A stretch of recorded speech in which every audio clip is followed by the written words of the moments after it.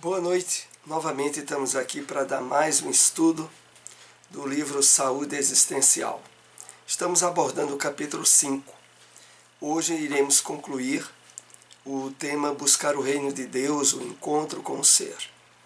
E vamos fazer agora o breve comentário introdutório de uma mensagem do Espírito Emmanuel. Extraída do Evangelho de João, capítulo 8, versículo 8, comentado por Emmanuel no livro O Evangelho de João, comentado por Emmanuel. Ele assim nos escreve: Vê o que gravas nas páginas da vida. Tuas mãos e atitudes gravam sempre, a todo minuto, com as tintas luminosas ou sombrias do coração. Auxilia, perdoa, trabalha, ama e serve, gastando sensatamente os recursos que o céu te situou no caminho e nas mãos. Então vamos aqui fazer alguns apontamentos para introduzir o nosso tema. Emmanuel nos chama muito a atenção e, como sempre, habitualmente usando o verbo no modo imperativo. Vê, olha o que gravas nas páginas da vida. Em seguida ele acrescenta: tuas mãos e atitudes gravam sempre, a todo minuto, com as tintas luminosas ou sombrias do coração. Emmanuel aqui se refere à forma com a qual ficam impressas em nosso espírito, em nossa consciência, tudo aquilo que a gente faz ou as nossas atitudes, sobretudo quando estão envolvidas com o sentimento, que aqui ele coloca com o coração. Dependendo do sentimento nosso que envolve as nossas atitudes, são gravadas de forma profundas tudo aquilo que a gente faz. E por isso, ele dá a síntese ideal que deve ser o hábito de nossas atitudes e ações. Auxilia, perdoa, trabalha, ama e serve, gastando sensatamente os recursos que o céu te situou no caminho e nas mãos. Aliás, dentro da perspectiva que a espiritualidade nos apresenta como objetivos maiores, inclusive ao retornarmos ao plano espiritual, estão aqui sintetizados por Emmanuel. Nós iremos, com a atitude de aprendiz no Evangelho do Cristo, para auxiliar, perdoar, trabalhar, amar e servir. E deste modo, tornarmos-nos instrumento dos benfeitores espirituais, quer durante a nossa encarnação, quer no plano espiritual. Vamos assim iniciar o nosso tema, buscar o reino de Deus, o encontro com o ser, que é o capítulo 5 do livro Saúde Existencial. Nessa conclusão, no capítulo, é feito uma síntese das bem-aventuranças, associando a uma explicação dentro do contexto do livro, que é, sobretudo, possibilitar-nos os meios ideais para não sermos vítimas das doenças do sentido, como ansiedade, depressão, entre outras, e, mais ainda, percebermos as reais possibilidades de integração na nossa vida do reino de Deus, que deve começar dentro de nós, quer estejamos encarnados ou desencarnados. Então inicia dizendo: bem-aventurados os humildes de espírito, porque deles é o reino dos céus. No capítulo 1, item O Aprendiz da Vida, vimos a importância de fazermos exercícios de humildade. A partir do convite de Jesus: aprendei comigo, que sou manso e humilde de coração. Jesus reservou no Evangelho a última lição como mais significativa, a lição da humildade. Naquele momento em que ele foi lavar os pés dos discípulos e depois enxugá-los, evidenciando que todo aquele que quisesse ser o maior entre os discípulos se constituísse o servo de todos, aquele que está sempre pronto para ajudar. Essa é a característica que vai trabalhando em nós a humildade profunda e verdadeira. E a humildade, como nós aprendemos, ela é a base de todas as virtudes. É o alicerce sobre o qual são trabalhadas de forma ideal a conquista das demais virtudes propostas pelo Evangelho. Prossigamos. Ao realizarmos esses exercícios de humildade, estaremos nos libertando do orgulho que ainda existe em nós. Vício moral que leva à inversão de valores a respeito do materialismo. Por isso, essa primeira bem-aventurança é a base das demais. Então,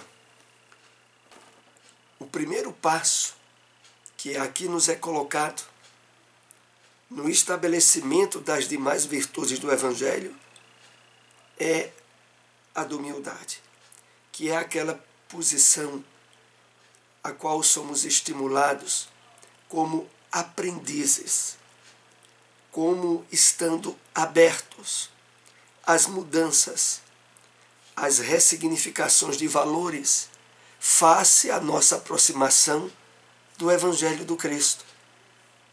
É preciso que estejamos sempre atentos a perceber nas lições, nas orientações do Evangelho, o que podemos trabalhar em nós em termos de melhoramento.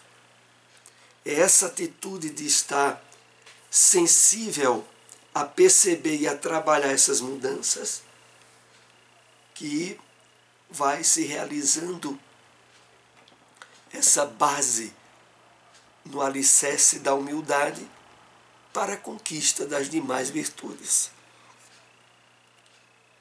Bem-aventurados os que choram, porque eles serão consolados.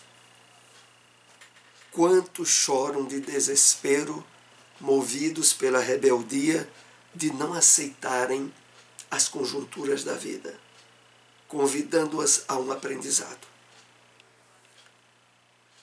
É muito importante a reflexão em termos disso. Porque essa bem-aventurança, ela não é dirigida pela amplitude do verbo chorar, mas sim, e de uma forma bem profunda, aquela relativa ao choro estabelecido no campo da aceitação, da humildade, da resignação. Atitudes essas que são contrárias à rebeldia ou a se chorar por desesperação, perdendo o fruto do aprendizado que determinadas provas nos trazem. É muito importante estarmos atentos a isso. Sofrer, chorar na terra, todos. Mas, como é bem referido no Evangelho segundo o Espiritismo, capítulo 5, bem-aventurados os aflitos. A bem-aventurança é direcionada àqueles que, passando por aflições, dores, são resignados e não revoltados. Esse aspecto que é o principal. Bem-aventurados os mansos, porque eles herdarão a terra. Jesus nos chama a atenção para construirmos com amor, mansidão e humildade um mundo melhor para nós, a começar pelo nosso mundo íntimo, buscando o reino de Deus em nós mesmos. Aqui há uma importante reflexão para fazermos. É a de que essa promessa, nessa bem-aventurança de herdarão a terra, se conformava sob dois aspectos. Primeiro, aquela referência à chamada terra da promissão, alvo maior dos judeus perante os escritos do Antigo Testamento. Mas, por outro lado, há o fato de que essa característica da mansidão bem desenvolvida propicia ao Espírito, mesmo durante a encarnação, ele usufruir das possibilidades materiais como verdadeiro Filho de Deus, herdeiro do Pai. Nessa condição, há toda uma necessidade de trabalharmos no nosso íntimo o reino de Deus, que começa dentro de nós. Esse trabalho do estabelecimento do reino de Deus em nós vai se efetuando à medida que o entendimento das leis divinas, dos objetivos maiores que nos trazem a encarnação no mundo de provas e expiações, vão sendo bem esclarecidos em nós. E nesse esclarecimento, o entendimento e a percepção de que as coisas estão no seu devido lugar, de que nós estamos aqui na Terra para, harmonizados com as leis divinas, trabalharmos com equilíbrio, com harmonia, com mansidão, sem revolta, sem quebrar a cabeça, julgando, ter ideias da constituição de um mundo melhor, face às necessidades que todos nós trazemos para este planeta de provas e expiações. Bem-aventurados os que têm fome e sede de justiça, porque eles serão fartos.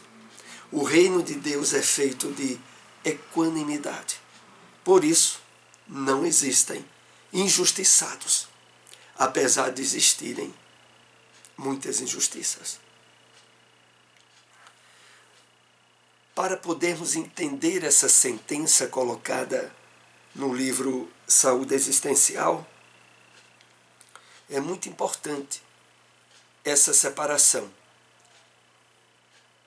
Querer entender a vida na Terra do ponto de vista materialista, onde todos nós teríamos apenas uma única oportunidade de experiência física, não há dúvida, a Terra seria um mundo imenso de injustiça, de injustiçados.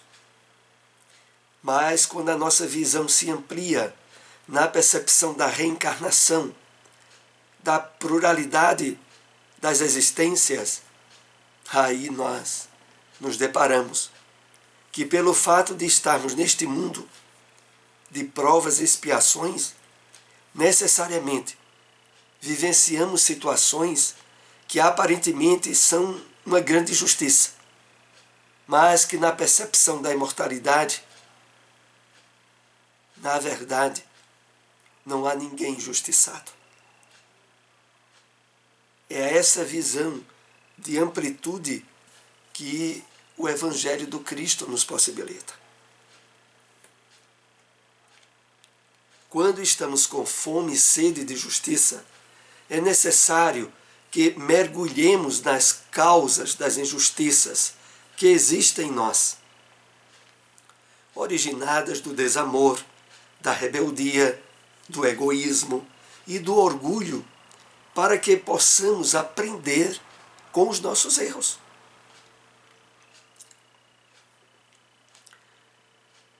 Como é importante o entendimento revelado a nós pela espiritualidade sobre o nosso passado espiritual e sobre o fato de que toda uma série de ocorrências que se passam na nossa vida, as quais inúmeras vezes poderemos ter dito: como estou sendo injustiçado, por que é que isso tem que me acontecer? Ao nos abrirmos às luzes que o Espiritismo projeta no nosso entendimento, nós sempre teremos lá dentro da nossa consciência algo dizendo: mergulha dentro de ti e busca as causas no teu passado.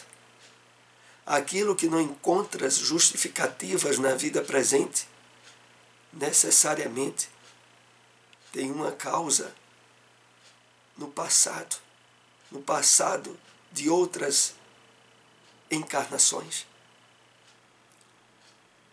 Então, lá na rebeldia, no egoísmo, que inúmeras vezes esteve caracterizando nossas ações, estão as causas. Bem-aventurados os que são misericordiosos, porque eles encontrarão misericórdia. A misericórdia é buscar a compaixão plena, solidarizando-nos com a nossa dor e com a dor do outro. E o universo todo responderá com compaixão para nós.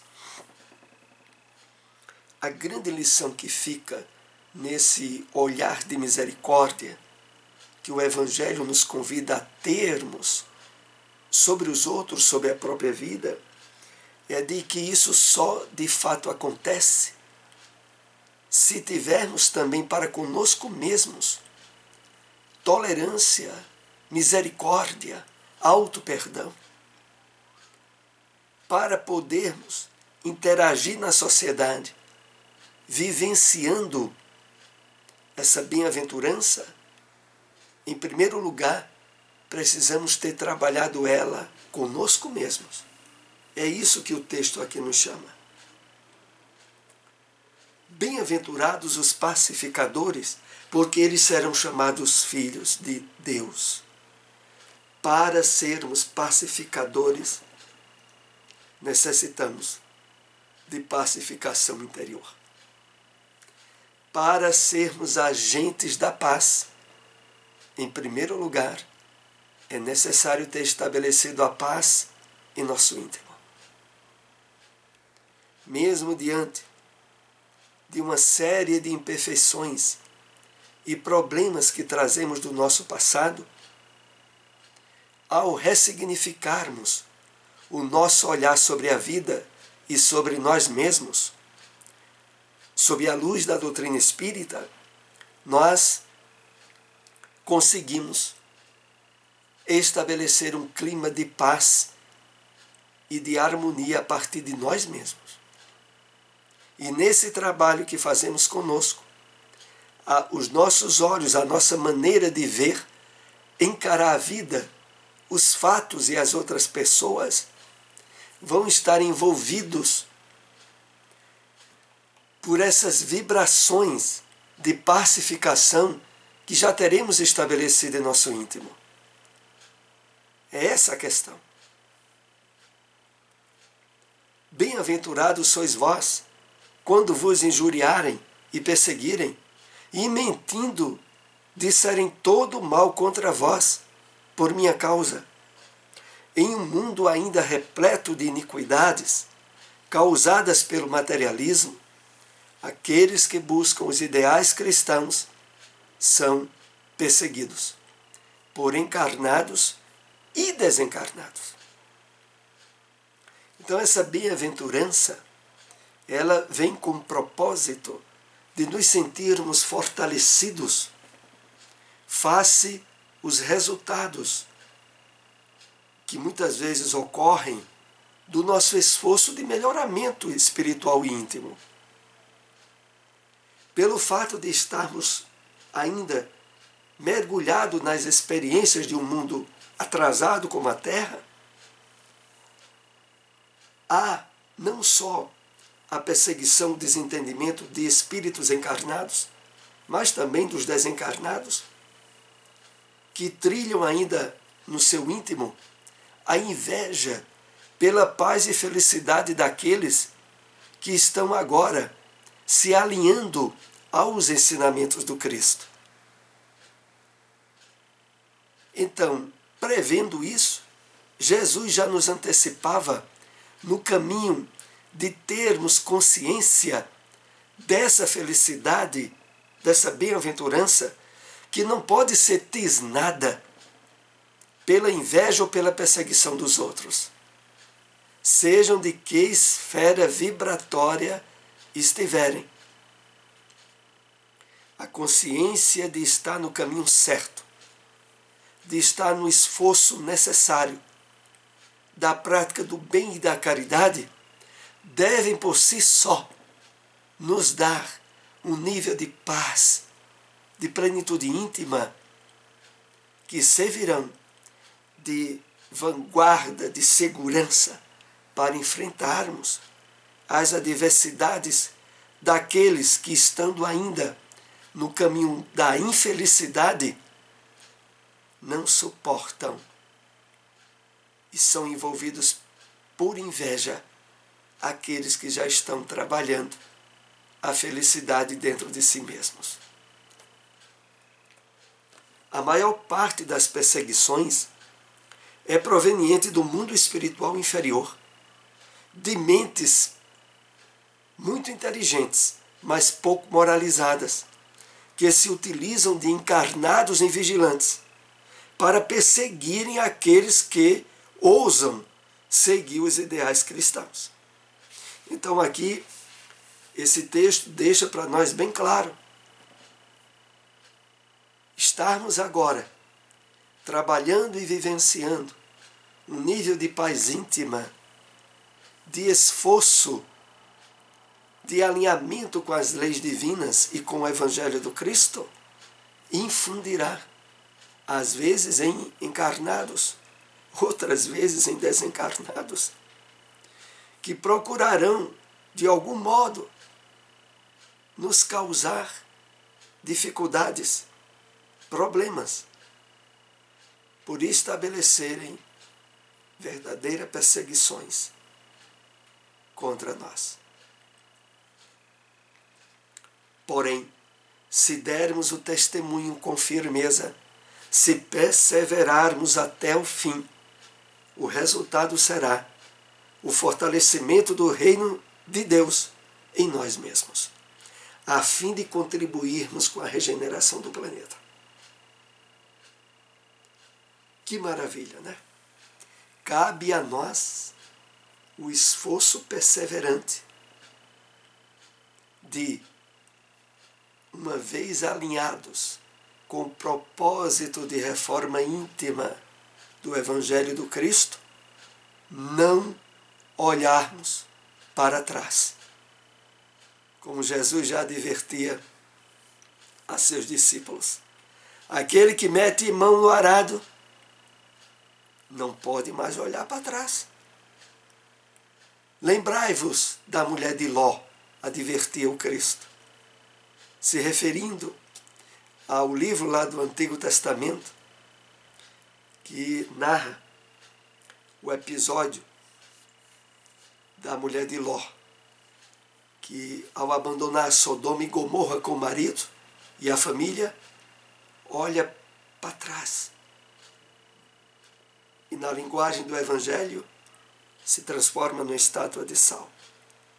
Por trás a grande advertência de que, ao nos integrarmos ao caminho do bem, do reino de Deus dentro de nós, nada do passado deverá nos prender.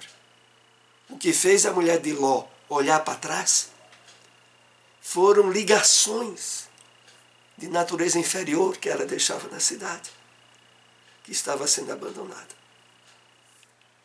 Essa advertência que também é dita a nós. Se dermos o testemunho com firmeza, se perseverarmos até o fim, o resultado será o fortalecimento do reino de Deus em nós. Promovendo a nossa plenitude, essa plenitude faz com que as possibilidades que se nos abrem sejam cada vez maiores, nos felicitando, e só assim faremos jus ao título de bem-aventurados. No final desse capítulo que estamos analisando hoje, há o destaque necessário nesse ponto em que, ao estarmos compromissados nesse trabalho de estabelecimento do reino de Deus em nós, a profilaxia indispensável para não cairmos nas doenças dos sentidos que avasalam a grande maioria da humanidade. A depressão, a ansiedade e várias síndromes que desequilibram o psiquismo, a mente, e que têm trazido tanto sofrimento. Busquemos, então, com afinco, a espiritualização máxima do nosso ser, integrando o reino de Deus dentro de nós. É isso que vai sendo proposto a nós nesta obra. Na próxima semana iniciaremos o capítulo 6, que é o último capítulo do livro. Agradecemos àqueles que nos acompanharam. Se possível, compartilhem essas informações. Até o próximo estudo. Uma boa noite para todos.